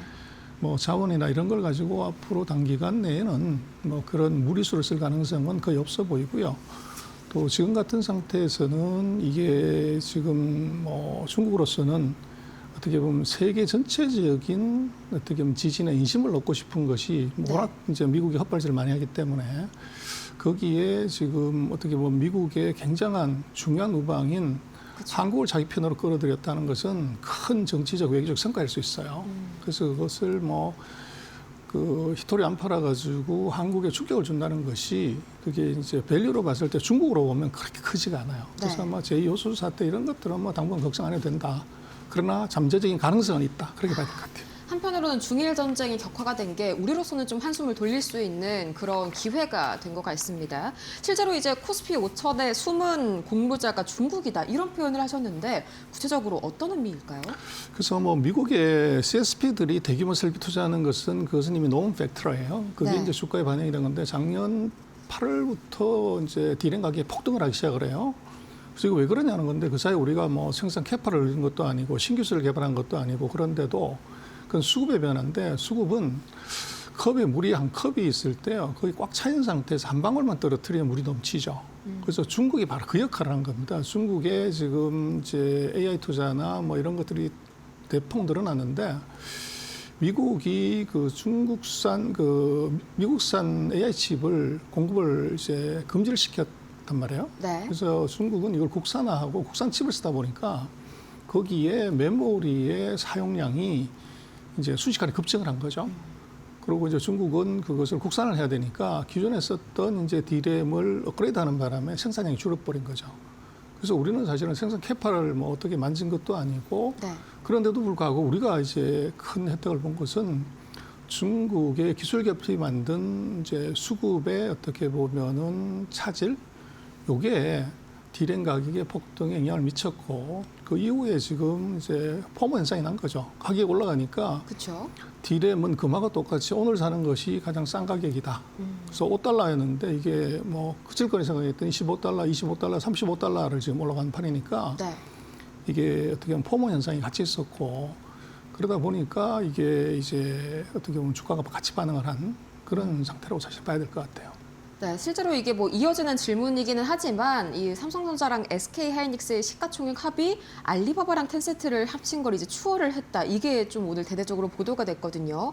이게 뭐 알리바바랑 텐센트가 올해 들어서 좀 주가가 부진하다 이렇게 해석을 한다기보다는 우리가 너무 D램 가격 때문에 잘 가서 부각이 되는 것이다. 이렇게 해석을 해야 될까요? 그렇게 맞죠. 그래서 뭐 알리바바나 텐센트가 주가가 대폭락을 했거나 이런 건 전혀 아니고 이게 시장 따라가는 정도이고 네. 또 중국 같은 경우는 이제 새로운 정책이 3월 이후에 대대적으로 나오기 때문에 3월 이후요. 조금 이제 양이 끝나야 되는 거죠. 근데 우리 같은 경우는 이제 D램 가격의 폭등에 딱 두 종목 이게 삼성과 하이닉스만 이제 올라가다가 보니까 네. 이제 그런데 그러면 뭐 삼성이나 하이닉스는 전 세계 반도체 회사 중에 주가 제일 많이 올라간 거죠. 그쵸. 인터넷 회사들하고 뭐 AI 회사들하고 비교하는데 올라갔는데 그럼 그 회사들도 다 이제 뭐 문제가 있냐? 그건 아니고요. 그래서 우리가 좀 특별하게 D램 가격의 폭등에 이제 수혜를 많이 본 거다. 이제 그렇게 해석하는 게 맞는 것 같아요. 네, 뭐 실제로 뉴욕 증시의 경우에도 이제 올해 들어서는 계속해서 좀 횡보하는 퐁당퐁당 장세를 보이고 있죠. 우리가 워낙 좀 잘 가다 보니까 중국은 그냥 횡보하고 있는 모습이 자칫 좀 부진하게 느껴질 수도 있는 국면인 것 같습니다. 이제 그럼 이 중국의 반도체 자리 폭발질이 사실 이 HBM 대호황을 좀 야기하지 않았습니까? 이게 우리 반도체 기업들한테는 좀 위기일까요? 아니면 좀 장기적인 기회가 될까요? 단기적으로 보면 이건 엄청난 호황의 기회지만요. 장기적으로 보면 이제 꿀이 있으면 파리가 모이게 돼 있어요. 그래서 정말로 비정상적인 가격 폭등이 이어지게 되면 그럼 필연적으로 이제 생산량이 증가하고 이게 국산화가 이루어지게 되죠. 그래서 근데 문제는 이제 중국 같은 경우는 그 EUV 장비를 지금 쓸 수가 없기 때문에 네. 그게 이제 진입을 막아주는 거고 그리고 이제 그게 어떻게 보면은 수급에 영향은 주지만 이게 필요한데 없으면 국산을 하죠. 그래서 또 이제 기술을 우회하는 거기 때문에 이것이 지금 예측치는 뭐 2027년, 28년까지 간다고 하지만 항상 시장은 좀 낙관적으로 본 경향이 있고 그것보다가는 이제 가격이 워낙 올라가고 수요가 좋기 때문에 한국의 업체들의 증설이 네. 예상보다 빨라지고 미국도 빨라지고 그것이 아마 중국의 어떤 변화보다는 한국의 공급 증가 또 미국의 공급 증가가 HBM의 지금 비정상적인 그리고 D램의 비정상적인 가격 폭등을 이걸 멈추게 하는 이제 뭐 적은 우리 내부에 있다. 뭐 그렇게 봐야 될 것 같아요. 네, 또 이제 비단 반도체뿐만이 아니라 이 로봇 쪽에서도 기대감이 상당히 좀 올라와주고 있는 중국인데 이 중국이요 로봇 부품 공급망의 57% 그러니까 절반 이상을 좀 차지를 하고 있지 않습니까? 이미 뭐 인프라는 갖춰질 대로 갖춰진 상황인데 올해 좀 로봇 기업들이 대거 상장한다면 좀 또 다른 강력한 테마로 우리 로봇 섹터를 좀 위협할 수도 있지 않을까? 뭐 지금도 이미 충분히 앞서 나간 상황이지만요 이런 걱정도 드네요. 그래서 중국 로봇 회사들이 지금 80만 개가 넘기 때문에요. 네. 그래서 뭐 매년 뭐 6만 개 이상씩 세팅이 되는 상황이기 때문에 우리하고는 이미 뭐 비교 대상은 아니고요. 그렇죠. 그래서 우리는 지금 뭐 로봇이 새로운 테마지만 중국은 상장 회사가 뭐 한 개밖에 없어요. 나머지는 부품이나 이런 하나밖에 섹터. 없네요. 예. 그래서 금년도에 대거 아마 상장할 가능성이 높고 그게 어떻게 보면은 이게 지금 반도체 다음번에 그 중요한 테마로 부상할 가능성이 대단히 높습니다. 그리고 네. 방금 지적하신 것처럼 테슬라마저도 중국산 부품이 없으면 이거 로봇을 제작할 수 없을 정도로 이제 중국의 공급망 장악력이 무지 뛰어납니다. 그래서 지금 휴머노디 쪽에서는 중국의 역량이 아마도 미국을 압도하는 정도, 지금 뭐 그럴 정도까지도 가고 있기 때문에 네. 이게 아마 중국에서의 로봇 테마 이것은 뭐 당연히 올 것이고 또 그것이 이제 신규 상장 회사들이 금년에 대거 상장하면서 아마 부품 소재 뭐 이런 데서 이제 같이 아마 주목을 받을 가능성이 대단히 높아 보입니다. 제가 좀 깜짝 놀랐던 부분이 이제 테슬라의 옵티머스 있지 않습니까? 이 옵티머스마저도 중국 부품이 없이는 원가가 현재 대비해서 3배나 높아진다고요. 그렇습니다. 중국이 이제 알아버린 것이 생태계라는 걸 알아버렸어요. 그래서 LCD에서 생태계를 갖춰서 이제 끝을 냈고, 배터리에서 그것을 완벽하게 이루어냈고, 전기차에서 이루었고, 그래서 다음이 지금 로봇이죠. 그러다 보니까 중국이 그 사이 한 3번의 공급망을 갖추는 것에 대한 노하우를 이게 휴머노이드에 그대로 적용을 한 겁니다. 네. 그리고 중국은 뭐 이제 기업들이나 인구수가 많기 때문에 뭐 몸통이면 몸통, 이게 손이면 손, 뭐 이런 이제 각 분야에서 그 창업자들이 무지 많습니다. 그러다 보니까 어떻게 보면은 이게 수요가 있으면 공급이 있게 되죠. 그렇죠. 그러다 보니까 시장이 있기 때문에 중국의 그런 휴머노이드 로봇의 공급망이 가장 빨리 형성이 됐고 또 이게 창업하는 기업들이 워낙 많다 보니까 이제 수요가 그걸 받쳐준 거죠. 그러다 보니까 공급망을, 부품 공급망을 그 60% 가까이 장악하는 그런 이제 불상사가 생길 겁니다. 네. 뭐 당연히 미국이 AI의 뭐 두뇌라고 할 수 있죠. 이런 칩을 현재 주도를 하고 있긴 하지만 어쨌든지 간에 그 비용 경쟁력이라든지 실제 양산은 중국이 없으면 아예 좀 불가능한 그런 수준이네요. 뭐 실제로 지난 한 해 수익률만 본다고 하더라도요. 이제 중국 테크 기업들이 상당히 좀 선방을 했습니다. 47.4%, 미국 M7이 38.7%의 수익률을 거뒀거든요. 이게 상당히 좀 우리가 그동안 중국 테크주들을 좀 비관적으로 해석했던 측면도 있는 것 같네요. 그래서 우리가 뭐 아무래도 중국은 우리가 정서적으로 좀 보기 때문에 네. 그 미국에 많이 우리가 편향이 되다가 보니까 중국의 실력을 너무 낮게 평가하는 게 있고요. 근데 문제는 작년 하반기 이후에 중국의 소위 말하는 빅테크들 이게 이제 정부 규제 해제 또 이제 시장의 확대 같이 힘입어서 이제 드디어 한 4년 만에 깨어나서 움직이기 시작하고 있고 미국은 4년 동안 줄창 올랐기 때문에 그렇죠. 이미 7개에서 한 3개가 탈락하고 4개째가 지금 탈락하는 이제 구조정이 이루어지는 상태고 그러다 보니까 중국 같은 경우는 이제 early stage 그렇기 때문에 이게 골고루 이제 주가가 올라가는 그런 이제 양상이 있고요. 그래서 네. 지금 뭐 미국 같은 경우는 뭐 M7을 이제는 선별해서 이제 누가 수행복 안 입고 수행했는지를 골라내야 되는 단계고 중국은 아직 수영장에 뛰어드는 단계이기 때문에 이제 아마 당분간은 뭐 중국의 M7이 훨씬 높은 그 수익률 이걸 낼 가능성이 대단히 높아 보입니다. 상당히 기대가 많이 되는 그런 대목이네요. 이제 마지막으로 미국은요, 이제 광물 비축을 하면서 좀 창을 세우고 있고요. 중국은 이제 기술 통제로 좀 방패를 세우고 있는 대립 국면이죠. 이런 사이에서 저희 투자자분들이 좀 어떤 식으로 투자 키워드를 잡아가면서 중심을 잡을 수가 있을까요? 그래서 한쪽으로 쏠리지 않는 탈동조화 그게 탈동조화요. 그렇습니다. 그래서 중국에는 우리가 그런 히토류를 장악하고 있기 때문에 네. 뭐 그 회사들 주식을 사면 되는 거죠. 그래서 중국도 전기차가 저기 올라가다가 주춤거렸지만 대신 이제 소재업체들은 뭐 계속적으로 강세를 보였고 네. 그것이 미중의 전쟁의 수혜를 입은 바가 큽니다. 그리고 이제 기술 측면에서는 우리가 미국 기업들 중에서 히토류를 이용해서 잘 하고 있는 회사들을 이제 사면 되는 거죠. 그래서 뭐 한쪽을 보기보다는 양쪽에서 잘하는 쪽을 우리는 이제 골라서 투자하는 것, 뭐 그런 것이 우리한테는 이제 중요하지 않나 싶습니다. 네, 양쪽을 동시에 보는 탈동조화 전략으로 투자 전략 확실하게 세워보시면 좋을 것 같습니다. 이렇게 해서 오늘 전병서 중국경제금융연구소장과 함께 다양한 이야기 나눠봤습니다. 좋은 말씀 고맙습니다. 오늘 저희가 준비한 소식은 여기까지인데요. 어제 코스피 코스닥이 강하게 급등하긴 했지만 밤사이에 반도체단의 투시 및 뉴욕 증시에서는 좋지가 않았습니다. 조금 더 철저하게 대비하셔야겠고요. 저희는 다음 이 시간에 더 알찬 소식으로 찾아올게요. 오늘도 함께해 주신 여러분 고맙습니다.